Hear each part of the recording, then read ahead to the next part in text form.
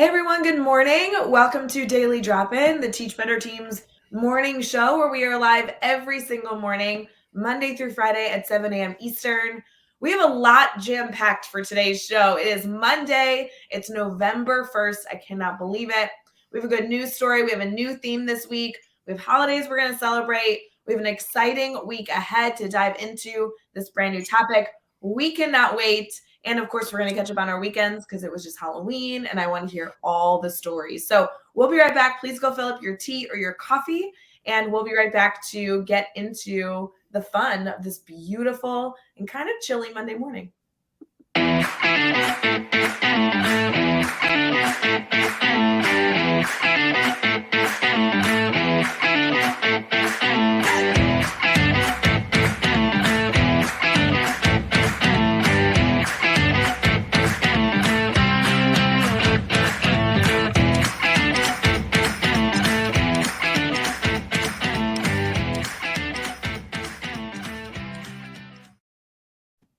Good morning. Good morning, Jeff. It is Monday morning, which means it's you and me today, buddy.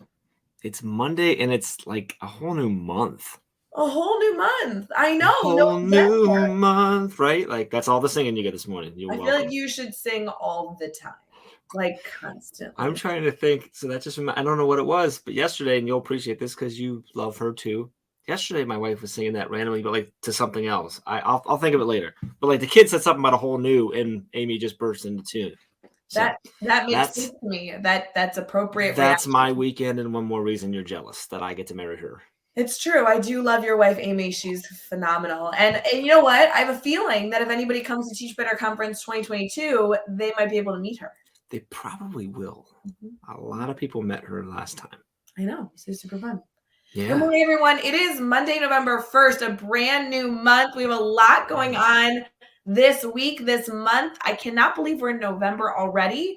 Before we get too far into this, Jeff, I got to get our priorities straight because, yes, I'm excited to talk about the new theme. Yes, I'm excited to dive into holidays and good news articles and everything else. But more importantly, can you tell me about your Halloween with your beautiful family? Our Halloween was good. So if you joined us on Brain Break last Wednesday, you learned that we're weird and stone. We do our trick-or-treating on the Saturday of. Can I tell you, by the way? I didn't think that was weird. Like, I know that you got a lot of grief for that, but that I don't think it's weird either. I think Dave was way off and he was really, really crazy upset about that.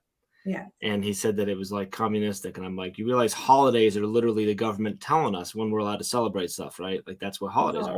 Anyway, but I did find out that my hometown, which never used to do it, which had that realization like live with Dave, they actually do that now too. They do on a specific day, which to me makes sense. It's a community saying, hey, we're all doing this together. Anyway, however, ironically, it was pouring down rain during trick or treat, like torrential downpour.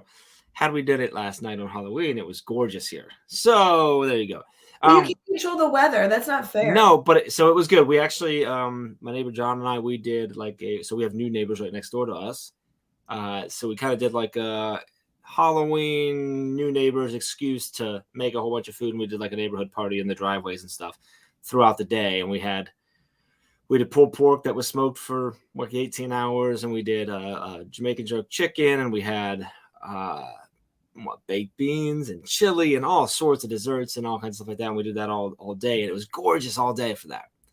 And trick-or-treat starting at 5:30. No joke, at 5:28, it just opened up. I'm talking like pouring down rain. And so Jonathan didn't feel good. He started really not feeling good. He ended up falling, like conking out and not getting up. So he didn't go. So Jacqueline was on a mission to get as many suckers as possible for her brother. And she did. She went down and actually outlasted the older neighbor boy that she went with the older siblings, took them down. They just did our road and back. And they all quit. And she and I went back out and hit the rest of the neighborhood. And she was a trooper. So it was good. It had been it was a good Halloween. What were their costumes? She was a witch. Yes. Which she chose when she was picking between on Friday to wear to school. She was choosing between her black shoes and her red shoes. And I said, well, black seems a little more like an evil witch and red seems a little bit like a good witch. She goes, well, the red could be the Wicked Witch of the West from Wizard of Oz. I'm like, oh, so that's what she was essentially, I guess. Right. But she was a witch, and then Jonathan was boyfriend, which was from the game. There's a game called Friday Night Funkin'. Yeah. And the story is that boyfriend's trying to impress girlfriend, so he was boyfriend, but he didn't go. And Amy did a great job on his costume too, which is too bad. But well, I saw pictures. Did you post this on social? They did it for Friday, yes. So okay. he wore it to school and stuff. So it was good. He got to wear it, and it was good. Okay. So they had a good time. He ended up feeling better later on and finished passing out candy at the end. But it was good. It was a good weekend. And yesterday was okay, other than the Browns losing again. But, you know. Well, Browns may have lost, but the Astros won.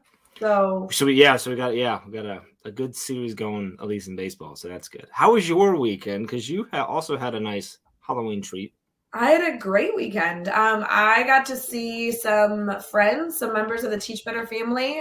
For all of you that know, Katie Miglin on the Teach Better team, Sarah Jesse on the Teach Better team, and Nikki Piercy. These are all, Nikki edits our blogs, so you may have interacted with her that way. Sarah Jesse does a lot of our images for our blog department. So you may have if you guys have done a blog anytime recently on teachbetter.com, you've interacted with Sarah in some extent, maybe not even known it. And obviously Katie joins us live all the time. And we got together for a little Halloween get together, which was fun. More importantly, while it was fun to see friends, right? We all dressed up as Katie, and Katie didn't know, and that was the best part of the Halloween. That was the best part. If you didn't, Rae posted on her Instagram stories and stuff too. It's pretty good. I enjoy it. It's just fun. So we took on multiple personalities of Katie Miglin. It was Zoom Katie, Workout Katie, and Work Katie and Workout Katie. Yes. Mm-hmm. So very, very fun. And it was good to see people. I went back to the community that I used to live in. For those of you who have been with us for a while, I moved in June, and so I was able to go back and see a lot of my old colleagues and everything. That was so fun. So I know we have a lot to get into today, but can we discuss something that's really important right now?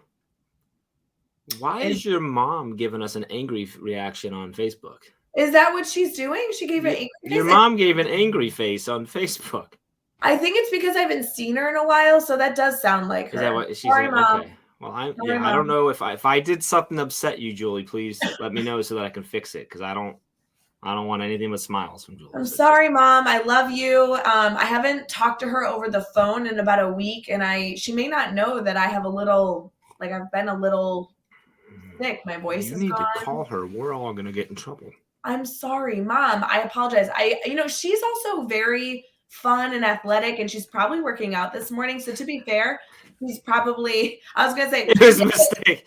She hit it by mistake, I bet, because she's busy working out on the treadmill, and she just probably clicked something, and it happened. I get it. Okay. All right. She says she misses me, though, in the comments. Mom, I miss you too. I can continue with the day now. Yeah, exactly. I'm better. Good. Jeff, there's a lot that we're getting into this week. I know that we're excited for a new theme and everything else. Before we do all that, we did kind of make a big announcement last week that I thought maybe we could go through the bare bone basics and encourage our Teach Better family. If they didn't hear the big news, maybe they could go back and rewatch the replay of that fun live we did last week. Oh, we did announce it last week. Huh? That was fun stuff. Yeah, let's talk about that. Do you want to talk about that? Yeah. So we announced the initial details of the 2022 Teach Better Conference. Mm-hmm. So we announced when it's going to be, where it's going to be, and we opened registration with early bird pricing. Mm-hmm. So it's going to be October 14th, 15th, 2022. It's going to be in Akron, Ohio. And registration is now open at teachbetterconference.com. Early bird registration saves you $100 off until March 1st. Hmm. What else? I have a question. Yes, I have answers. Lots of answers. Probably not the right ones, but I have answers. This is a real question, and this is maybe going to be helpful in your day today for anybody listening, or maybe won't be, but I need to know. So if you say early bird registration is open until March 1st, that kind of implies to me that it's through March 1st, till midnight on March 1st. So technically it's through the 28th. Right. So how do you say that? Is it through the 28th or until the 1st? The only problem is nobody knows if February has 28 or 29 days, so it's just easier to say March 1st. Yeah, the pricing change on March 1st, Eastern time. So at midnight Eastern time on March 1st, the start of the day, pricing goes up by $750, and that's what's happening. So Definitely get the early bird pricing. It's $100 off, and it only goes up $100 on March 1st. But we just, never believe in paying full price. So definitely get your tickets now versus later. yes, absolutely get tickets now. And what? Yes, I'm looking at Adam, who's doing it for us. He's like, you have the end up until the end of February. That's how you say it right there. Up until Because the 28 days, 29 days, it doesn't matter. The end of February is what you have up until. So it's not 29 this year, isn't it? It's 28, right? I don't think it's a leap year. It's not a leap year. Yeah. I don't know, but Although you better leap on over to teachbetterconference.com and get your ticket before it sells out. wow, that was really good sales and marketing right there. We should go to the next segment now. Yeah, we're going to go into good news because this got really bad. Bye, guys.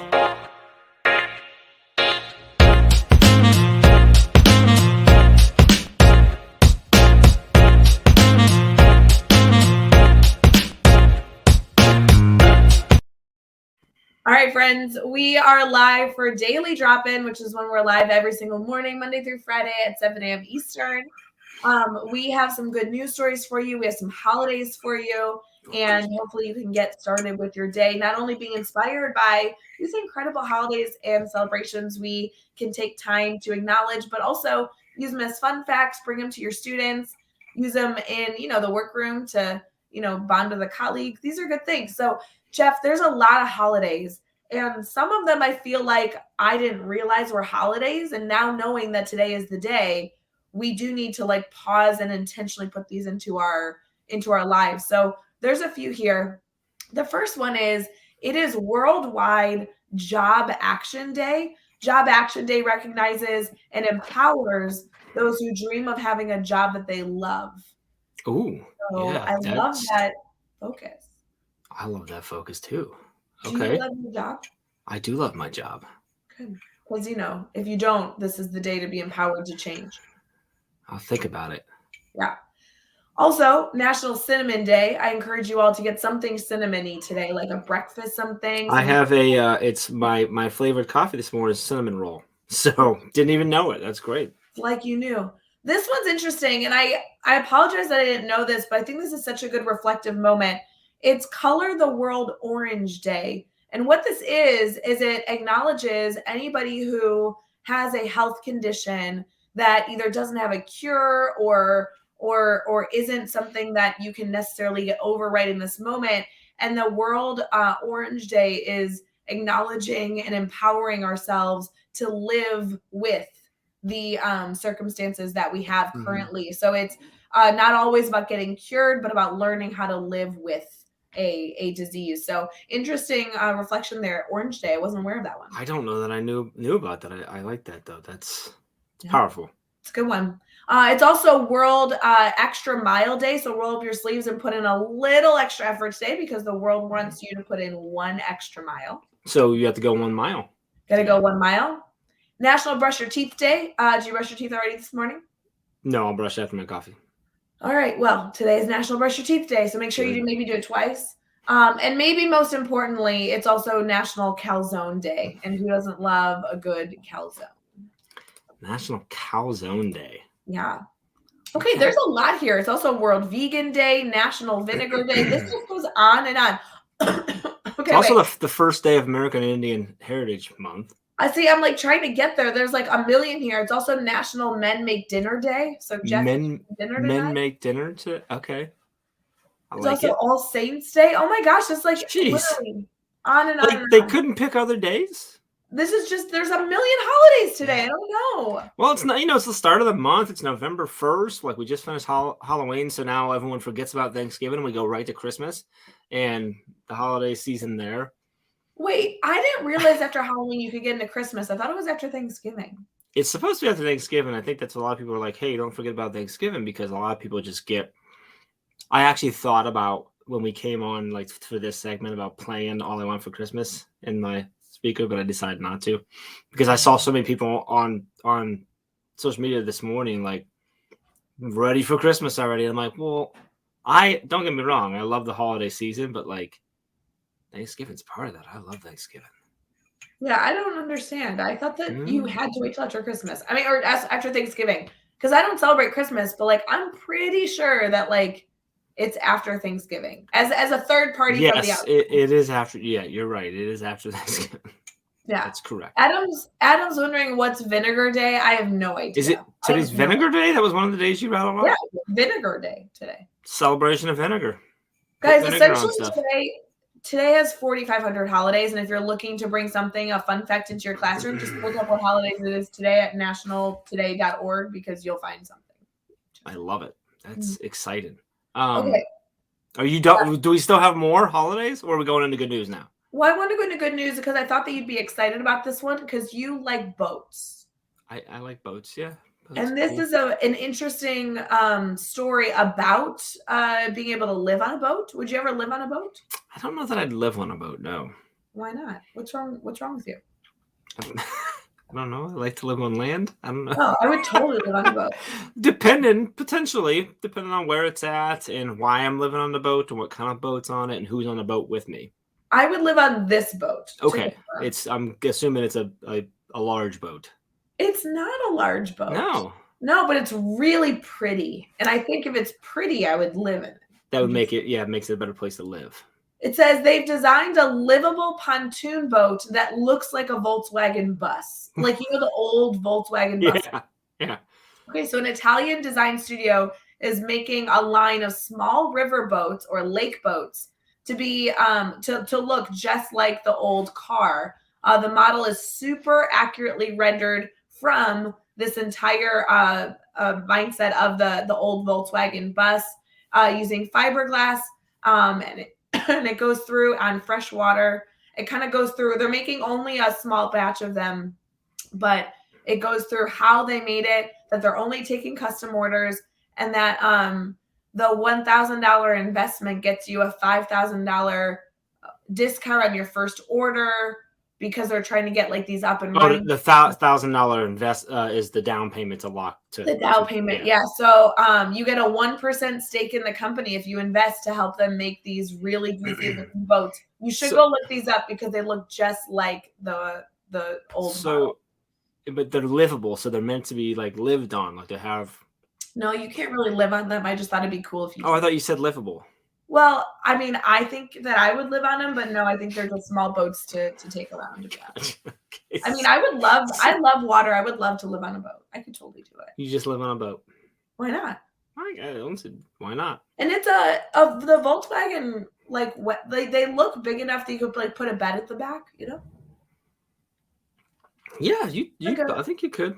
Yeah, like a twin size bed or like on the couch or something. Yeah. The boats that I'm typically on, we would not want to live on, no. Because you go in like a canoe?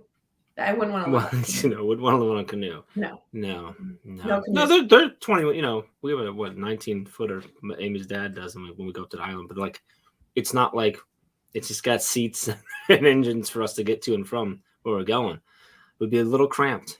Okay, maybe when I say live on, I mean that I want to be on it the majority of my day, but I don't. Okay, so you want to live on a lake and have a boat. Okay, fine. I'll meet you in the middle there. I'll meet you in the middle there. Now, there's some, I don't know, man. There's plenty of boats that are huge and you'd have way more room than you would in my house and more amenities, and you could just go wherever you want. Like, they're $1 million boats, though. I mean, do you have $1 million I can borrow? No. Oh. Not yet. Probably not ever. If you would want to live on a boat, please throw it in the comments. I'm just saying, friends.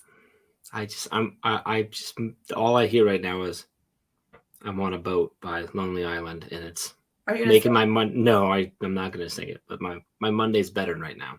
Mm-hmm. I'm happy. All right, we have a new theme this week that we're going to get into. I think it's a really interesting one. It's very specific, which I think is going to lead to some really good discussion so far. So we'll be right back.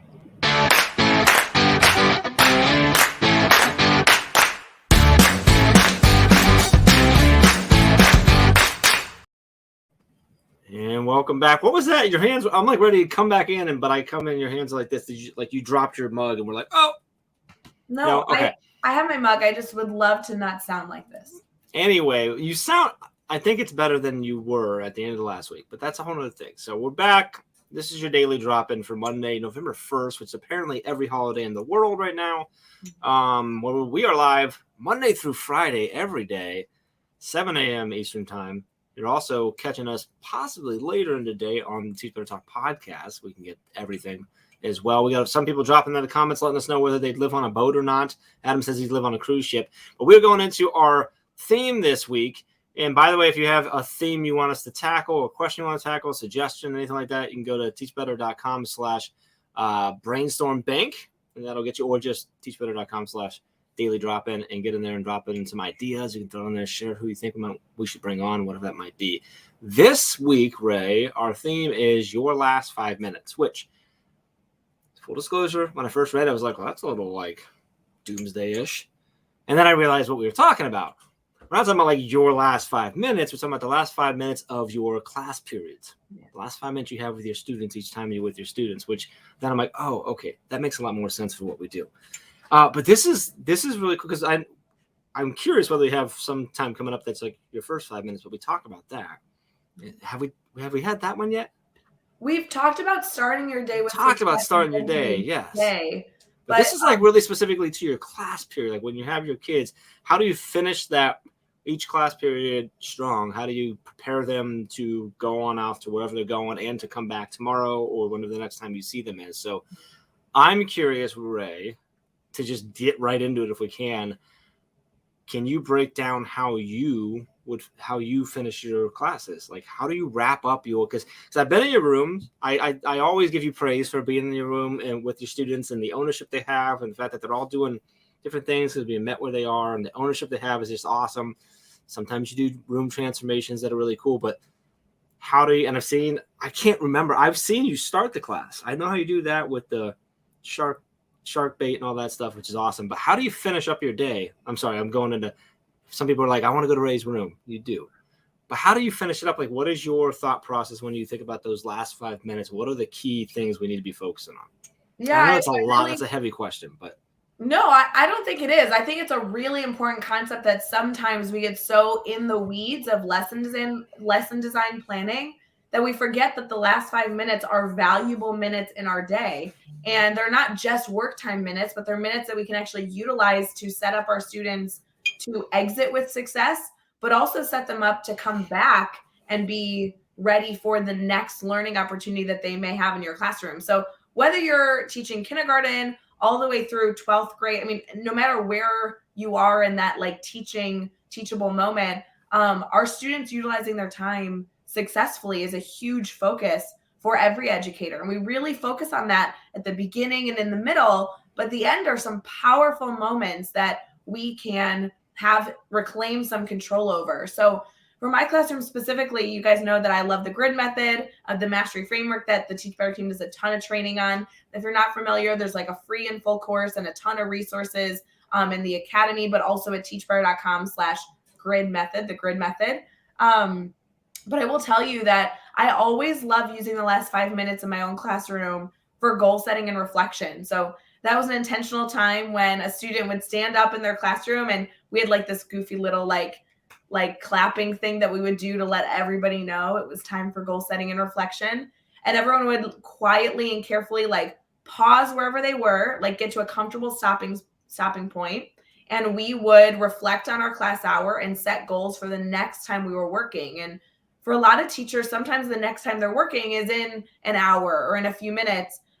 For my classroom students in middle school, it was the next day, right? So they were getting ready to leave and they wouldn't be back for a whole nother 24 hours. And so this was a time for them to not only reflect, because that's a powerful opportunity that we can give our students, but also reset so that when they came in the next day, they can just pick up where they left off. And so I loved being able to end our time that way. And then obviously we would play music, you'd pack up your things, push in your chairs and stand behind your seat. So a lot of moving pieces within those last 5 minutes. Let me ask you about the goal setting, and you kind of already sort of touched this, so you sort of already answered it, but because I know a lot of teachers who use the grid method who actually do their goal setting in the morning, or like this, not in the morning, at the start of class. You do your, and I know plenty who do that in the last 5 minutes too. Can you share why you chose to do it at the end of class versus the start of class? Yeah, so there's no wrong way to do it. And to be honest, friends, my students at the beginning of their day would then pull up their reflection and goal setting from the previous class and or from the previous day and review it. That's how they would transition back into Hmm. classes. They would essentially be reporting to their future self, hey, this is where you left off. Hey, this is where you were having struggles. Here's where you should get started again on your following day.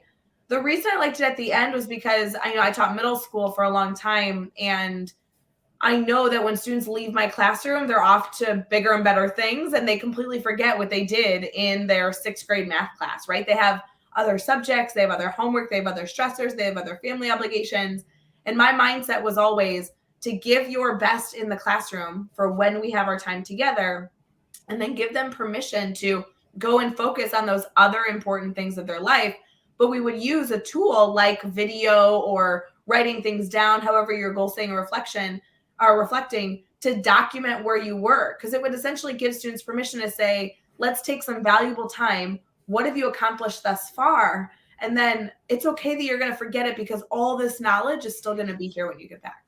I think that's it. That's a big piece. Like, it's okay that when you walk out of my classroom, you forget about my classroom for a little while, because tomorrow when you come back, you're going to have your notes, not me telling you what to do, but you've told yourself from the day before, Well, which is and cool. goal setting and reflection is really challenging for teachers that aren't using a self-paced model. I know I tried to incorporate goal setting and reflection in my classroom when I taught in a more traditional sense, and I found that it was really challenging. Like, I didn't really understand why I was doing it. I just thought I should do it, but essentially it was challenging because students had the same goal, because I was essentially telling them what their goal was going to be, because I was dictating the pace of the classroom.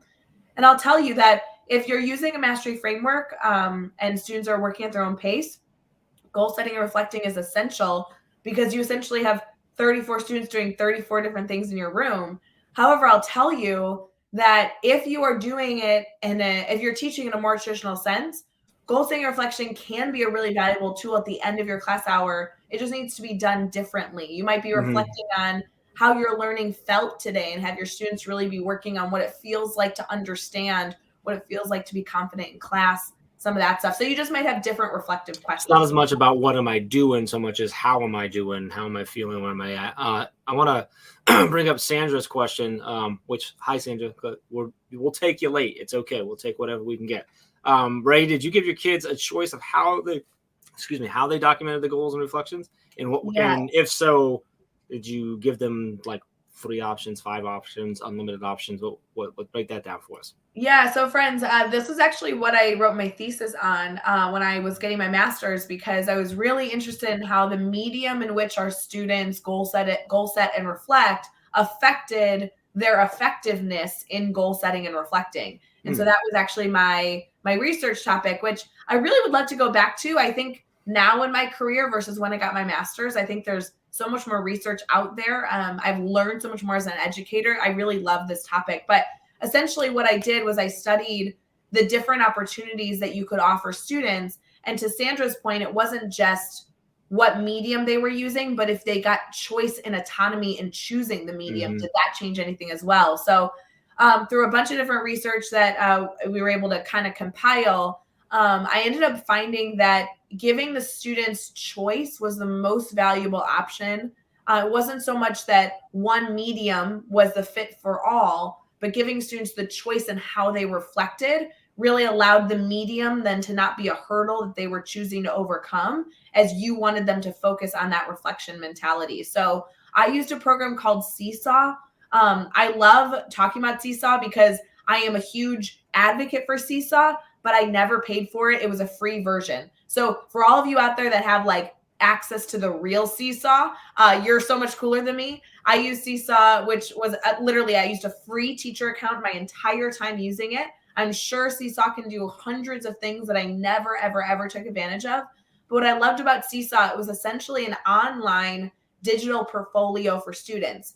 The biggest thing that I loved was that when you were going to go in and submit something to this digital portfolio, you got to choose from 6 different mediums to submit your resource, your answer, your reflection. So students could record a video, they could draw, they could type, they could link something. So by giving them all that choice in the process, then I typically had them answer 3 to 4 questions. So it was, what did you do today? How well did you understand it? What do you need to be successful tomorrow? And then sometimes, especially during COVID, there was like a fourth question, something related to them getting their resources or maybe not having access to a resource they needed because, you know, we were hybrid for so much of that 2020 year. So what I really loved is that all students were answering the same questions every single day, but they were able to choose if they were going to do it in an audio form or video form or typing, and it was just kind of fun. So let me ask you this, from the teacher's perspective and efficiency, them having 6 different options. So you've got 100 kids throughout the day or whatever your number might be, 100, 150, right? With 6 potential different options, a lot of different ways to do that. Did that affect your efficiency going through it? Or this is coming from someone who's never I've never been in Seesaw, so I don't know how easy it is. I'm assuming you just click through and it's either you open a video, you click an audio, whatever.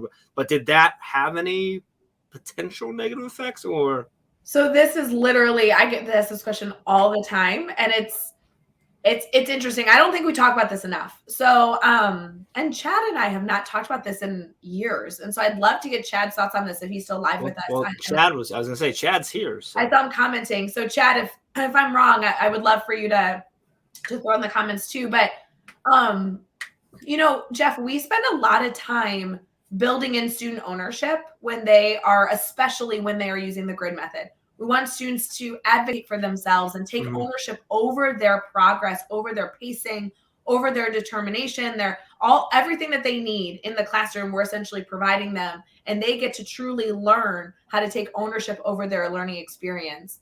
And goal setting reflection falls into that category. I very much love looking at my students' reflections. I love hearing them or reading their narratives about what they've learned and what their goals are and like their victories for the day. Oh my gosh, I love that stuff. But I don't check them every day. And I don't want any teacher that has 150 students to feel responsible for checking them every single day. Now, that doesn't mean I don't hold my students accountable. And it doesn't mean that I'm not explaining to them consistently why this practice is valuable to them. But I am not the teacher that at the end of the day at 4:15 is going through Seesaw and looking at all the reflections from the day. If there's 150 of them, especially if they made a 3-minute video or if they typed, I mean, it's hard to look through that. So there's a few different strategies here. On Seesaw, you can document or you can look at if a student has posted. So just the simple act of knowing that a student submitted something is data. I also love having students pair up so they share each other's reflection. So it's kind of a student-to-student accountability component. Sometimes I have a list of students that I know are struggling through some sort of element of this unit. And so I'm checking in with maybe not all 34 students in my classroom, but maybe I'm checking in with 10 of them before they leave. They do their Seesaw and they come up to me with their computer and say, hey, I submitted my Seesaw, and I'm kind of checking through and doing some like formative assessments with them on how they're feeling and what their plans are. There's so many different flexibility and ways to do this, but I just want to acknowledge I don't check their goal setting reflection every day. I might check that they submitted. I might check on occasion on my phone. You can kind of scroll through and see all their fun things, but we really push, and I think this is the most important part. They don't goal set reflect for me. Like, they're not goal setting and reflecting in Seesaw so I feel good.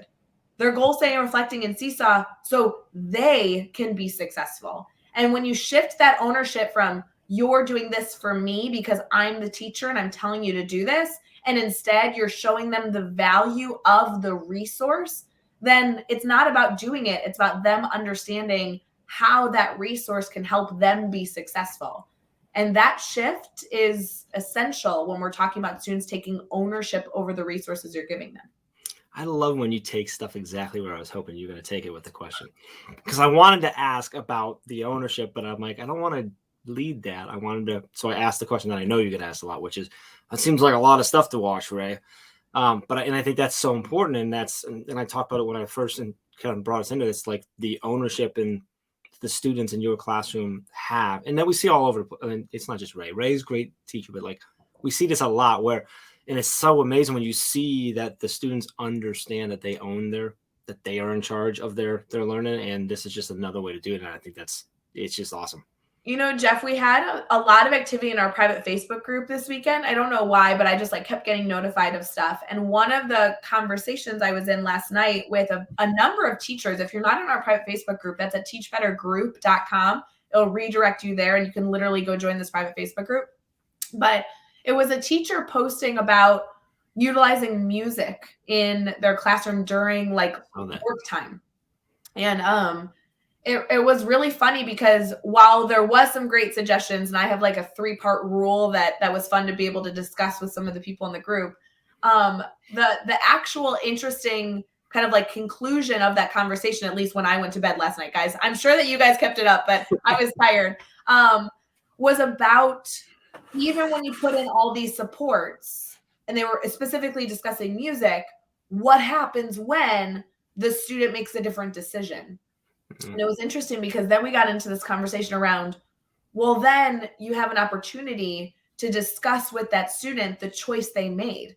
You can set up the students having all the resources and supports in the world that you want them to, but there's actually some beauty in them choosing to not utilize the supports you give them so that when they're successful, you can reflect with them, or when they're unsuccessful, you can reflect with them. Mm-hmm. And so, yes, would it be perfect to say that every time a student is working on a creative opportunity, they listen to a specific type of music because you know that there's research and data to show that this music is going to inspire creativity out of the learner? Yeah, that's great. But when they make the different decision, even though you've given them all the supports to make the quote unquote right choice, that in and of itself is a teachable moment that we can be embracing as a positive, not as a negative. So it's cool. I love it. I'm excited for this, excuse me, for this topic this week. So I think you said it earlier that because it's very specific, we're going to get into really specific talk with a lot of awesome people. So what do you say we take a look at this week coming up and who we got coming up?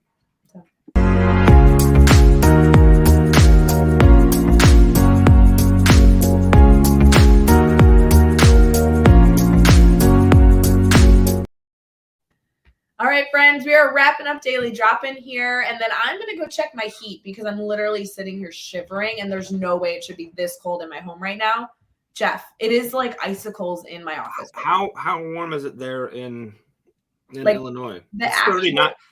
It's 39 here, and an hour ago it was 43. So it's getting colder as the day goes on here in Ohio. This says it's 34 outside, but it's 66 in my house right now, but it's set at 75. So do you think my heat's broken? Yeah, it kind of sounds like it. Seriously, though, that's a thing, right? Heat should not be 10 degrees. Was it a big drop overnight? Because it could be catching up, but that seems quite a bit different. It's been running since I went to bed. It should not be this far behind. Do you think it has anything to do with you just being a cold-hearted person or something? I thought you were going to go a different route, so thanks for that, buddy. But yeah, I think that could be. I'm just saying it's icicles in here, and I have a fan, and that's going, and I'm pretty sure I'm freezing. Are there icicles on the fan? Because that'd be awesome. There's icicles on the fan. Also dangerous. Yeah. Also dangerous. Be careful. Hopefully, be very Elsa shooting. Anyway. Okay, upcoming this week, friends. We have a lot going on. So it's interesting because this week, I told you last week we had some really wonderful new members of the Teach Better family joining us. And holy cow, did they show up. If you guys did not catch last week with all those new friends to our Teach Better family, holy cow, definitely go listen. This week is kind of similar because we have a lot of new faces to the Teach Better family. And we love that because the opportunities that we have to reflect with each other, faces that we are really familiar with, is so valuable. There's so much trust there. We know we're going to get a good show out of them, but I'm so thrilled to bring new people into our community because these are educators doing essential work to better our field, and yet we haven't yet had the opportunity to connect with them. So this week, we're going to continue the new face trend to bring in some new family to our Teach Better community so we can continue to connect with new people, learn from new people and different perspectives. On Tuesday, Mickey Hernandez will be joining us. I've been following Mickey for quite some time, And they are going to be so wonderful to actually bring into this community. On Wednesday, we have Damien joining us. Damien is also a new friend and a new family member. These are all educators that have connected with our team either on Instagram or Twitter or LinkedIn. And so that will be a beautiful face to join.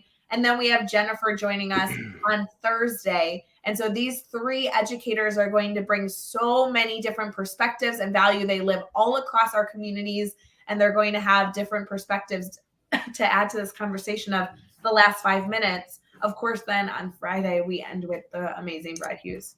I love it. That's exciting. Good week. What else? Do we have anything else going on this week? Like anything else on the team? Any exciting? Like last week was a really exciting week. Like, is this week just like, eh?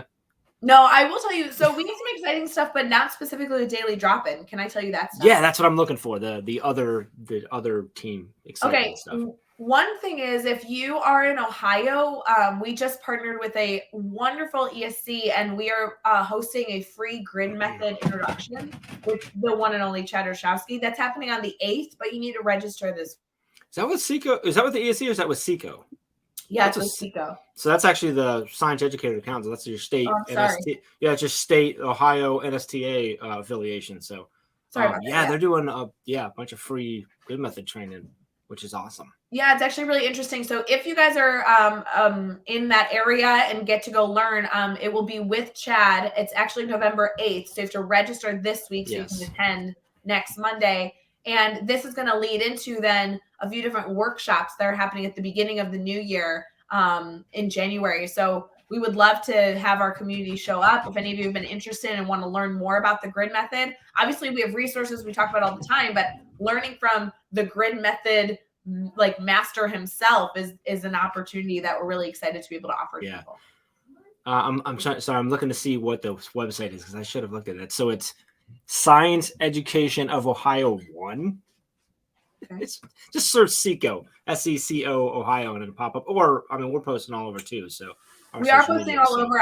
I saw the post on all social media platforms. Specifically this morning, I saw it on Instagram. So I know that we're posting about it. And there's a really easy registration link in our post. So just go find it. It's a blue image. You can't miss it. So. And I know some people are like, yeah, but like Chad, I was like, he's good, guys. Like, trust him. He's pretty good. I mean, I learned the grid method from the Yoda grid man himself. So I'm excited. That's cool. That's a lot of fun. That's a story right there. Additionally, next week, which is not this week on Daily Drop-In, but next week on Daily Drop-In, we are doing a weird theme for Daily Drop-In. We are celebrating, what is it, the 2nd anniversary? No? 3rd anniversary? How many years has it been? Since Teach Better 19. Oh, it's been 3 years, huh? So we had it in 2019. The first anniversary would have been 2020. The 2nd anniversary would be 2020. So this is the second. But 3. Yeah, 2 years since 3. I don't know how many. 2 years since. I don't know how to do math. We're doing our 2nd anniversary. Here's why: we haven't been able to have the conference since 2019, but next week will actually be the time that we did it back in 2019. So we're actually bringing in some old friends that were able to be at the conference, and we are celebrating all the fun stories, all the highlights from the conference in 2019, in hopes to celebrate also us all coming together in 2022 for the Teach Better conference, which were the details we just released. So, Rae, during that week, celebrating 2019, can we I don't know, give away a registration for 22 or something? Can we do that? Are you saying that live on camera? Yes. That's why I asked it live on camera, because then you can't really say no, right? No, but typically I need your permission to do that. So if you're saying yes, I'm saying yes. I'm pretty sure nowadays we need Dave's permission, and he's not here. That's his fault for not being live this morning. I don't think he's live with us, so let's do it. Yeah, let's give away free registration. What day do you want to give away the free registration? I don't want to tell anybody. Oh. You've got to watch or listen. Wow. Okay. Does that work? I think it's because it'll be I'm thinking we'll give them a code and it'll be one use, so it's whoever gets there first. Wow. It's good. Okay. Right? Is that fair? I mean, that's fair. Yeah, I'm so excited for our guests, but now I'm geeking out over that. So yeah, that's what I'm here for. Sounds good. And then spoiler alert, guys, I know you probably already know this, but I just feel like it's a celebration, even though it's a celebration like every 4 weeks. But we do have a new course coming out in our academy in the middle of November. So that will be during the third week of November. Good one. Yeah, really cool people. Well, okay, so cool people as the authors, but also a really great topic that everybody can use, which I think is wonderful because yes, when we talk about like classroom stuff, depending on what you teach, there's always something you can take away. This course specifically is relevant to every single educator. And so I'm really excited to and beyond, actually. I actually think this course is relevant to people who have nothing to do with education if they somehow found our academy. Like it's going to be good. It's going to be good. All right. Well, I know that we've been live for 45 minutes, but I want to celebrate with all of you that I hope you join us all week long for Daily Drop-In. Remember, we are live Monday through Friday at 7 a.m. Eastern. We have incredible guests, great topic, and obviously we'll be taking your questions live anytime you have them. So please know that if you need anything, we are here to support you, and we hope that you have the most amazing November 1st ever. I mean, Jeff, November 1st, new month. Lots of holidays to celebrate today. And it's a Monday. Celebrate the fact that it's a Monday. You get to wake up today and you get to do whatever it is that you get to do today. Go change lives. I love it. So fun. All right, friends, we appreciate you. Please let us know if you need anything. We'll see you back here bright and early tomorrow morning. Bye, friends.